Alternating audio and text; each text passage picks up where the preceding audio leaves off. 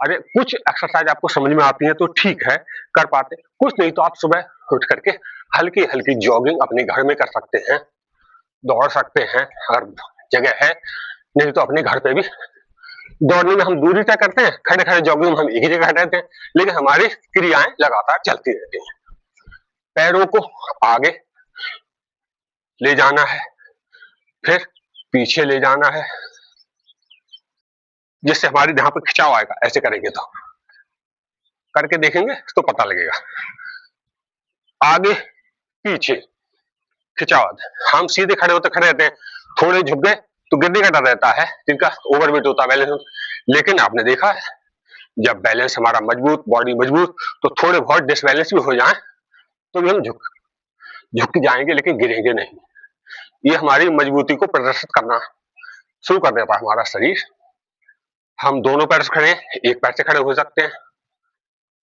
देखो ये भी वजन तौलने का आसान तरीका है।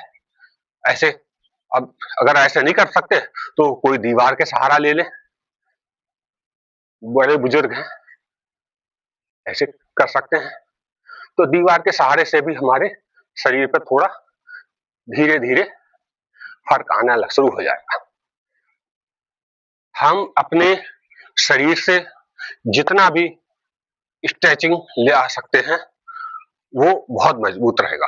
हम जानते हैं कि कभी कभी हम बैठे बैठे अंगड़ाई आती है और पूरा शरीर अकड़ जाता है।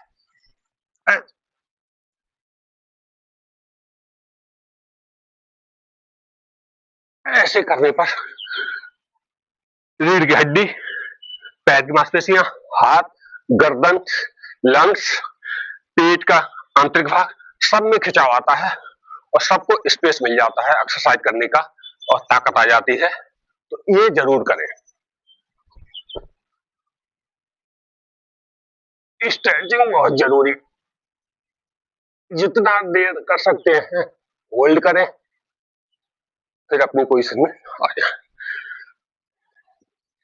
मित्रों, हमने अपना जीवन व्यर्थ के लिए, पूरी दुनिया के लिए खपा दिया, अपने लिए कुछ नहीं किया। जब हमारी उम्र दूर, शरीर कमजोर, तब हम सोचते हैं कि अब हम अपने लिए क्या कर सकते हैं, हमें तो दूसरे पर आश्रित रहना है। यही सबसे बड़ी भूल है, हम अपने को कमजोर ना समझें। अगर बीमारी है, योग से ठीक नहीं हो पाती है, तो आप उनका इलाज करा लें। इलाज कराने के बाद धीरे धीरे उसको कर सकते हैं और फिर इंप्रूवमेंट शुरू हो जाएगा। हाँ, अगर आपको बीमारी के दौरान नहीं कर पाते हैं तो रोक दें। हमेशा बीमारियां नहीं रहती, सर्दी के कारण हम लोग आलस में रह जाते हैं तो नहीं कर पाते, तो हम अपने पैरों से थोड़ा बहुत व्यायाम कर सकते हैं। जैसे एक पैर से ऐसे हाथ फैला लेंगे तो बैलेंस बना रहेगा। सीधे पैर से कर लिया, इसके लिए कम से कम 1 या 2 मिनट होल्ड रखेंगे। उसके बाद फिर इसको ले आते हैं, फिर इसी को पैर को दूसरे तरफ रख लेते हैं ऐसे करके, और फिर ऐसे, फिर इसको भी हम 1-2 मिनट तक होल्ड रखते हैं और बैलेंस अगर बन जाता है तो इस हाथों को ऊपर भी ले जाते हैं और खिंचाव देते हैं ऐसे। तो ऐसे भी खिंचाव देने से एक पैर से हमारा बैलेंस संतुलन बन जाता है, फिर दूसरे पैर से भी हम खिंचाव ऊपर ले जाते हैं। तो इस तरह से